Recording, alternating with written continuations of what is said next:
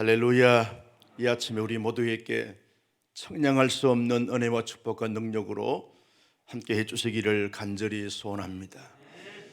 오늘 아침에는 우리 중구동부 교사님들 또 우리 중구동부 학생들이 하나님 앞에 찬양을 올려드리는데, 우리 교회 정말 다음 세대들을 위해서 수고하고 애쓰는 우리 교사님들에게 하나님의 크신 축복과 능력으로 함께 해주시기를 주님의 이름으로 축복합니다. 교회 안에 여러 많은 부서들이 있고 사역들이 있지만, 특별히 청소년기에 학생들을 지도하는 우리 교사님들이 남다른 수고와 또 헌신과 애씀이 있습니다. 많이 기도해 주시고 응원해 주시고 지지해 주시고 이럴 땐 아멘을 하는 거예요. 축복해 주시기를 바랍니다. 오늘 아침에 다음 세대들 우리 꼬마 친구들이 몇 명이 왔는데 우리 박수로 격려하십시다.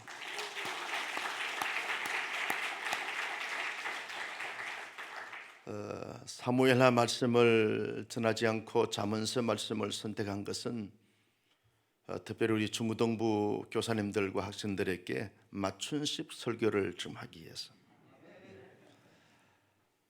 사무엘하 본문을 보니까 우리 중구동부 학생들하고는 이렇게 좀 쉽지 않은 말씀이기 때문에 우리 다음 세대들을 위해서 어떤 말씀을 준비해서 전하면 좋을까 기도하는 가운데 지혜로운 삶에 대해서 말씀을 전하는 것이 좋겠다라고 하는 마음이 들어서 이 잠언서 3장의 말씀을 선택을 했습니다. 이 땅에 사람들이 살아갈 때 두 가지의 모습을 가지고 살아가는 것을 보게 됩니다. 한 사람은 지혜로운 자의 삶의 모습을 가지고 살아가는 사람이 있고, 또 한 부류는 어리석은 자의 삶의 모습을 가지고 살아가는 자들이 있는 것입니다.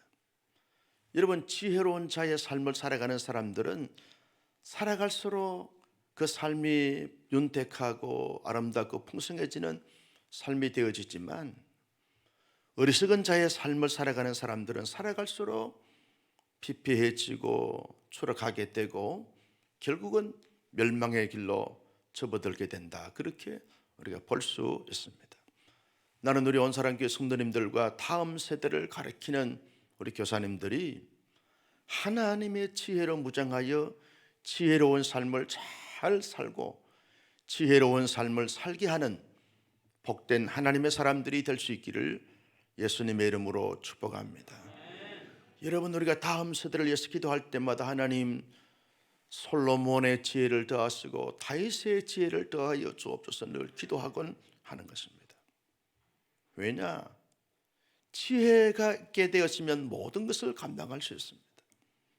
모든 것을 극복할 수 있고 풀어갈 수 있고 해결할 수 있지만, 모든 것을 가져도 지혜가 없게 되었으면 모든 것을 행할 수가 없는 것입니다. 풀어갈 수가 없는 것입니다. 그래서 지혜가 죄리다, 지혜를 구하라, 지혜가 중요하다라고 그렇게 말씀하고 있는 것을 우리가 보게 되어지는 것입니다. 여러분, 지혜가 뭡니까? 지혜는 알고 있는 것을 실제 삶 속에서 적용 실천하여 풍성한 삶을 살게 하는 능력 자체를 가리켜서 지혜다, 그렇게 말하게 되었습니다. 많은 지식을 갖고 있다고 해서 이것이 지혜로운 자가 되는 것은 아닙니다. 여러분, 우리나라의 크고 작은 사건과 또 문제를 일으키는 사람들을 보면 다 지식인들입니다. 지식이 많으면 법례가 많게 한다라고 하는 말씀처럼 아무리 많은 것을 알고 있고 깨닫고 있다 할지라도 실제로 자기가 아는 것을 바르게 옳게 어렵게 적용 실천해서 풍성한 삶을 이루어내지 못하게 되었으면 이것은 지혜로운 자의 삶이라고 말할 수가 없는 것입니다. 아는 것도 중요한데 더 중요한 것은 이것을 잘 적용 실천해서 말씀처럼 30배, 60배, 100배의 열매를 맺는 풍성한 삶을 살아가는 것이 이것이 지혜인 것입니다. 여러분, 그 지혜를 가진 사람들은 실제 삶 속에 지혜로운 자의 삶의 모습을 가지고 살아갑니다. 지혜로운 자의 삶의 모습이 뭐냐? 오늘 잠언서 3장 1절에서 10절의 말씀에 보면 5가지를 말씀하고 있습니다. 그 첫째는 지혜의 말씀을 마음속에 새기면서 그 말씀으로 무장하고 그 말씀을 따라서 실제의 삶에서 살아가는 삶이 지혜로운 자의 삶이다라고 그렇게 말하게 되었습니다. 인간의 지식과 지혜는 한계가 있습니다. 그러나 하나님의 말씀은 지혜의 말씀으로서 한계가 없는 줄로 믿으시기를 바랍니다. 누가 지혜자의 삶의 모습을 가지고 살아가느냐? 지혜의 말씀으로 늘 묵상하고 무장하고 그 말씀을 마음의 신비에 새겨서 실제의 삶에서 살아갈 때 자기의 감정이나 기분이나 느낌이나 그리고 생각들로 말미암아서 살아가는 것이 아니라 언제나 하나님의 말씀을 따라서 뚜벅뚜벅 걸어가면서 그 말씀을 실천하면서 삶을 살아가는 것입니다. 여러분, 등산객들은요 반드시 깊은 산중에 들어갈 때는 나침반을 가지고 갑니다. 자기의 생각이나 자기의 어떤 느낌에 따라서 산행을 하게 되었으면 돌아오지 못할 때가 있습니다. 그러나 나침반을 통해서 나침반의 가르침을 통하여 가게 되었으면 반드시 길이 나오게 되어져 있고 목표점에 도달하게 되어져 있습니다. 비행을 조종하는 조종사가요 비행 지침을 따라서 운행을 한다는 거예요. 비행 조종사한테 가장 안전한 것이 뭐냐? 자동차 운전보다 비행 조종이 더 안전하다는 거예요. 왜? 지침을 따라서 가기 때문에 그렇다는 거예요. 여러분, 이 땅 가운데 하나님의 사람들이 살아갈 때 어떤 자가 지혜자의 삶의 모습을 가지고 살아가느냐? 자기의 생각이나 경험이나 노하우나 지식을 통해서 살아가는 그 삶이 아니라 언제나 하나님의 말씀을 귀담아 듣습니다. 마음의 신비의 말씀을 새깁니다. 말씀으로 철저하게 무장합니다. 그 말씀을 따라서 실제의 삶에서 옮기면서 그러면서 그 말씀을 적용하면서 말씀과 함께 더불어 살아갑니다. 세상 사람들이 볼 때는 어리석은 사람처럼 보입니다. 미련하게 보입니다. 그렇다 할지라도 여러분 가장 지혜로운 하나님의 말씀이기 때문에 그 말씀을 따라서 그 말씀과 함께 삶을 살게 되었으면 반드시 하나님께서 아름다움으로 풍성함으로 영육간의 강건함으로 채우신다고 말씀해 주고 있습니다. 여러분 1절 2절 말씀을 다 같이 보실까요? 시작. 내 아들아 나의 법을 잊어버리지 말고 내 마음으로 나의 명령을 지키라. 그리하면 그것이 내가 장수하여 많은 해를 누리게 하며 평강을 더하게 하리라. 하나님의 지혜의 말씀을 마음에 새기면서 새겨진 그 말씀대로 삶을 살게 되었으면 영육간에 강건하고 장수하고 평강을 누리면서 삶을 살게 한다는 것입니다. 이런 은혜와 축복이 우리 당대와 우리 다음 세대 자손만대에 넘쳐날 수 있기를 예수님의 이름으로 축복합니다. 두 번째 지혜로운 자의 삶의 모습이 뭐냐? 3절 말씀을 다 같이 보실까요? 시작. 인자와 진리가 내게서 떠나지 말게 하고 그것을 내 목에 매며 내 마음판에 새기라 그랬습니다. 인자가 뭐냐? 이 인자는 헤세드라고 하는 말입니다. 헤세드는 세 가지 관계를 가질 때 사용하는 그러한 단어입니다. 하나님이 우리를 사랑할 때 헤세드라고 하는 단어를 사용합니다. 인간이 하나님을 사랑할 때 하나님께서 내게 주신 그 사랑으로 하나님을 사랑할 때 그때 사용하는 단어가 헤세드라고 하는 단어입니다. 인간이 인간과의 관계성 속에서 하나님의 사랑으로 예컨대 에로스적인 사랑이나 이성적인 사랑이나 필레오적 사랑이 아니라 아가베적 사랑으로 모든 사람들을 사랑할 때 이때 사용하는 단어가 헤세드라고 하는 단어입니다. 그 인자는 사랑하는 삶을 말하고 있는 것입니다. 진리는 진실됨으로, 다시 말하면 하나님을 사랑할 때 진심으로 하나님의 사랑으로 사랑하고, 하나님이 나를 하나님의 사랑으로 사랑하는 것을 잘 받아서 실제 모든 인간관계성 속에서 하나님의 사랑으로 사랑할 때 이것이 지혜로운 자의 삶의 모습이라는 거죠. 어리석은 자는 감정적으로 사랑합니다. 이성적으로 사랑합니다. 느낌에 따라서 사랑합니다. 정력에 따라 사랑합니다. 여러분, 많은 사람들이 어떤 경지에 이르다가 잘못된 사랑을 함으로 말미암아 추락하는 사례들을 우리가 많이 지금 보고 있습니다. 그러나 하나님의 사랑으로 무장되어져서 그 사랑을 잘 실천하면서 이루어내는 사람들은 살아갈수록 빛나고 아름답고 영광스럽습니다. 누구처럼? 여러분처럼. 할렐루야. 여러분, 나는 우리 온사랑교회 성도님들이 아가페 사랑으로 나를 사랑해 주신 그 사랑을 언제나 마음에 가득히 담고,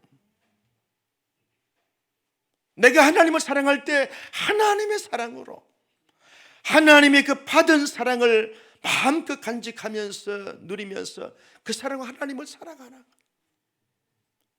계산하거나 따지거나 원망하거나 불평하는 것이 아니라 무조건적으로 하나님을 사랑하는 거예요. 사람들을 사랑할 때도 아내를 사랑하고 남편을 사랑하고 자녀를 사랑하고 자녀가 부모를 사랑할 때도, 우리 교사님들이 다음 세대 학생들을 사랑하거나 성도와 성도 간에 사랑할 때도, 여러분, 이성적인 사랑이 아닙니다. 우정적인 사랑이 아닙니다.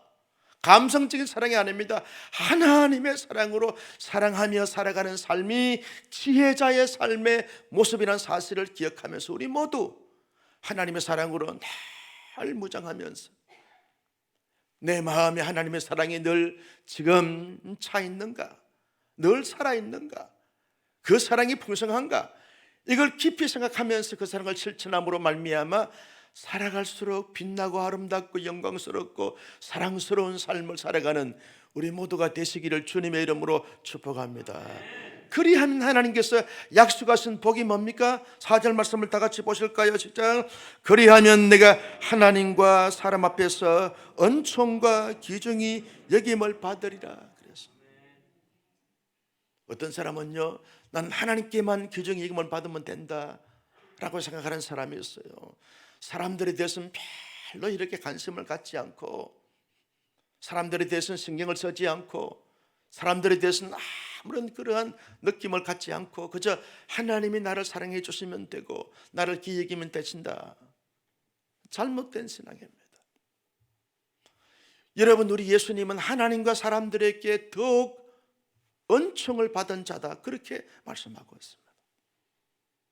하나님의 사랑으로 실제적 삶 속에서 그 사랑을 실천하며 살아가는 사람들은 하나님과 사람들에게 기중이 여김을 받는다. 그래서 나는 우리 온사랑교회 성도님들은 그저 자신에게도, 가정에서 모든 가족들에게도, 교회 모든 성도들에게도, 사회의 여러 많은 지인들에게도 언제나 은총과 기중의 힘을 받을 수 있는 사랑의 실천자들이 될 수 있기를 예수님의 이름으로 축복합니다. 세 번째, 여러분, 지혜자의 삶의 모습은 어떤 것입니까? 여러분, 5절 말씀에 보면 이렇게 말합니다. 다 같이요, 시작. 너는 마음을 다하여 여호와를 신뢰하고 내 명철을 의지하지 말라. 지혜로운 사람은 하나님을 의지합니다. 어리석은 사람은 자기의 명철, 좁고 편협되어지고 부족한 자기의 명철을 의지하며 살아가는 것입니다. 어리석은 자의 삶의 모습인 것입니다. 지혜자의 삶의 모습은 언제나 만왕의 왕 되시고 전능하시고 온 우주의 통치자가 되시고 주관자가 되신 하나님께 의뢰합니다. 의지합니다. 여러분, 의뢰하고 의지한다는 것은 맡긴다는 거예요. 나의 인생을 맡긴다는 거예요. 나의 지금 현재의 삶도 하나님께 맡긴다는 겁니다. 나의 미래도 맡긴다는 거예요. 여러분, 우리의 자녀도 맡긴다는 거예요. 우리의 운명도 맡긴다는 거예요. 우리의 노후도 하나님께 맡긴다는 거예요. 하나님께 맡기면 하나님이 가장 좋은 길로, 가장 아름다운 길로, 가장 신령한 길로, 가장 복된 길로 인도해 주실 줄로 믿으시면 아멘. 여러분, 우리는 언제나 한계가 있습니다. 부족함 투성입니다. 아무리 많은 것을 배우고 익힌다 할지라도, 연마하고 훈련한다 할지라도 늘 한계 선상에 부닥치게 되었습니다. 그런 나를 어찌하면서 내 힘을 가지고 내 생각대로 살게 되었으면 살아갈수록 어리석은 자의 삶의 모습으로 나갈 수밖에 없습니다. 그러나 나를 나보다 더 많이 아시고 사랑하시고 인생의 모든 것을 다 이 총찰하시는 하나님께 전적으로 내 인생을 맡기는 거죠. 하나님이 필요합니다. 하나님께 내 모든 인생을 맡깁니다. 여러분, 부모가요 자녀들을 일거수일투족 다 따라다니면서 챙기거나 또 이렇게 도와주거나 힘들할 수가 없지 않습니까? 품 안에 자식이 자식이다라고 한 말이 있습니다. 품 밖의 자식은 내 마음대로 할 수가 없어요. 도와줄 수 없고 함께 할 수가 없어요. 그래서 모든 것을 주관하신 하나님께 맡긴다는 거예요. 오늘 아침에 특별히 우리 교사님들은 자기 반의 학생들의 이름을 불러가면서 하나님, 이 아들 이 딸도 하나님께 맡깁니다. 우리 부모님들은요, 자기의 아들과 딸, 손자와 손녀들 이름을 불러가면서 하나님, 이 손주 이 손녀를 하나님께 맡깁니다. 하나님이 가장 아름다운 길로, 가장 복된 길로, 가장 영원한 길로 인도하시고 이끌어 주옵소서라고 맡겨드릴 때 하나님이 맡아서 주관해 주실 줄로 믿습니다. 여러분, 목회를 하면 할수록 느끼는 것이 뭐냐 하면 부족함을 느낄 수밖에 없습니다. 하나님께 전적으로 의지하고 신뢰합니다. 내가 할 수 있는 것은 아무것도 없습니다. 두리고 떨릴 때가 참 많아요. 여러분, 목사로서 가정을 잘 이렇게 인도해 가야 되는데 내 뜻대로 내 생각대로 안 될 때가 많아요. 그래서 하나님께 맡기는 거죠. 하나님께 맡깁니다. 우리 앞날과 장래도 내가 경영하거나 내가 계획을 세우거나 할 때 내 계획대로 내 경영의 방법대로 되는 것이 아닙니다. 한 치 앞을 내다볼 수 없는 것이 우리 인생 아닙니까? 그래서 벌레보다 못한 우리의 인생들인데 내가 내 명철을 의지하여 살아간들 이것이 현명한 삶이 되겠습니까? 지혜로운 자의 삶이 되겠습니까? 여러분, 이 아침에 여러분이 안고 있는 모든 고민들, 숙제들을, 모든 마음의 소원들, 기도의 제목들을 하나님께 전적으로 맡겨드림으로 말미암아 나의 문제를 하나님의 문제 되게 하는 이 아침이 되어지기를 주님의 이름으로 축복합니다. 여러분, 아들이요 크고 작은 문제를 안고 있습니다.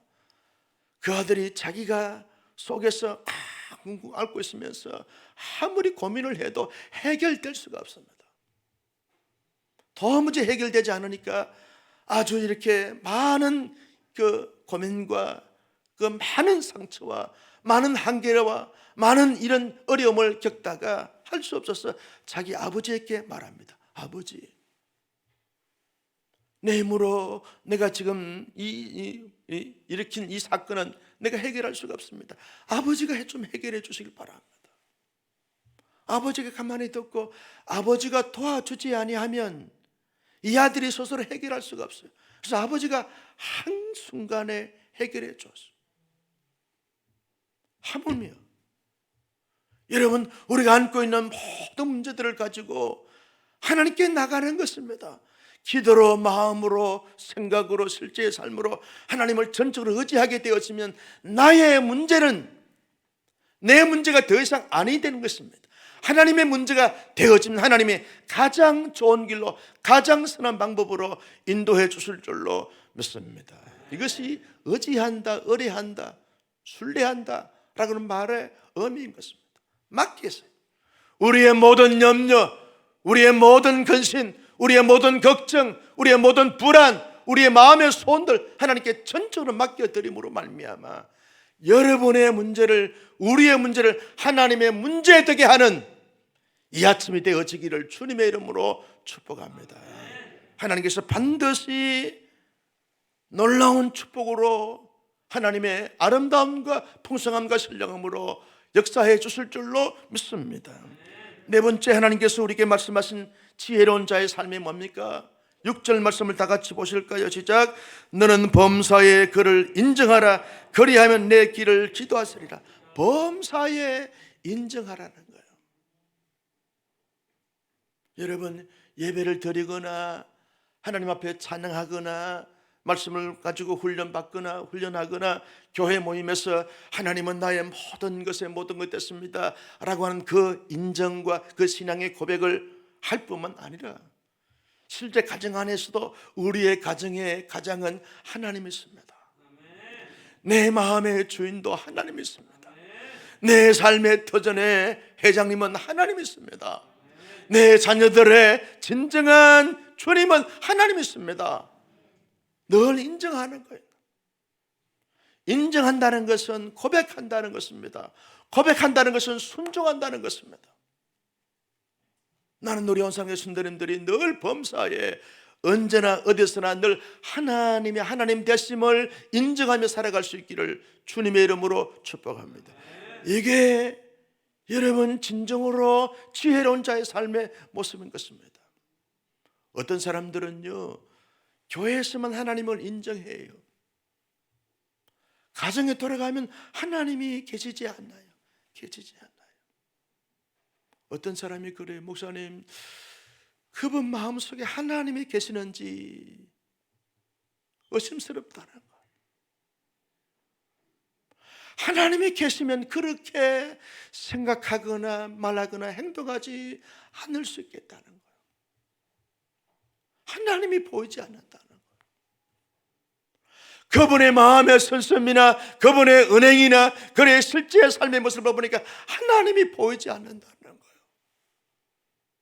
안타까운 거 아닙니까? 하나님을 수십 년 동안 믿었다고 한 사람들의 실제 삶 속에서 하나님이 보이지 않고 느끼지 않는다는 거예요. 하나님이 그 마음속에 주인되어 살아계시면 그렇게 말할 수가 없어요. 그렇게 행동할 수가 없어요. 하나님이 보이지 않는다는 거예요. 나는 여러분의 마음이 하나님이 늘 살아계시기를 주님의 이름으로 축복합니다. 목사님 보면 하나님이 보입니다. 장로님 보면 하나님이 보입니다. 권사님 보면 하나님이 보입니다. 지사님을 보면 하나님이 보입니다. 성도를 보면 하나님이 보입니다. 다음 세대를 보면 하나님이 보입니다. 이것이 범사의 하나님을 인정하는 거예요. 그래야만 하나님께서 하나님을 인정하면 주님은 나의 주이십니다. 하나님은 나의 하나님이십니다. 성령님은 나의 보혜사입니다 라고 하는 인정과 고백과 그 하나님의 인도를 따라 순종하고 나를 내어드릴 때 하나님이 가장 아름다움으로 지도하시리라, 인도하시리라. 할렐루야. 여러분, 예배를 드릴 때나 가정의 온 가족들이 함께 둘러앉아서 담소를 나눌 때나 가정의 크고 작은 대소사를 행할 때나 여러분 직장생활을 하거나 또 사업을 하거나 여러 많은 사회적 단체의 모임을 가지면서 관계를 가질 때마다 저 사람은 하나님의 사람이구나, 하나님을 믿는 사람이구나, 하나님과 함께하는 사람이구나, 하나님과 동행하는 사람이구나 라고 사람들도 인정해 주는 그런 복된 삶을 살아가는 우리 모두가 되시기를 주님의 이름으로 축복합니다. 하나님을 인정하는 사람은요, 늘 경건과 성결과 진실과 정직과 의로움이 있습니다. 부정하지 않습니다. 엄란하지 않습니다. 여러분, 오늘 아침에 보니까 우리 매일 성경 본문을 보니까 다윗의 아들들이요 범죄를 행하는데 차마 내가 그 내용을 중고등부 학생들에게 말씀을 전할 수가 없겠더라. 그래서 본문을 자문서로 가져왔어요. 왜 다윗이 하나님 앞에 범죄했습니까? 하나님을 범사에 인정하지 않기 때문에 그런 거예요. 암놈이 왜 그렇게 범죄를 행했습니까? 하나님을 인정하지 않아서 그렇다는 거예요. 범사에 자기의 감정과 기분과 느낌에 따라서 행하다 보니까 간음자가 됐고 살인자가 됐어요. 자기의 누이 동생을 범하는 어리석은 자가 됐어요. 범사에 하나님을 인정하지 않아서 그렇다는 거예요. 오늘날 문제가 뭡니까? 성도들의 삶의 문제가 뭡니까? 목회자들의 문제가 뭡니까? 범사에 하나님을 인정하지 않는 거기에 있지 않습니까?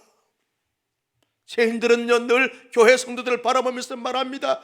범사에 하나님을 믿는 모습을 좀 보여다오.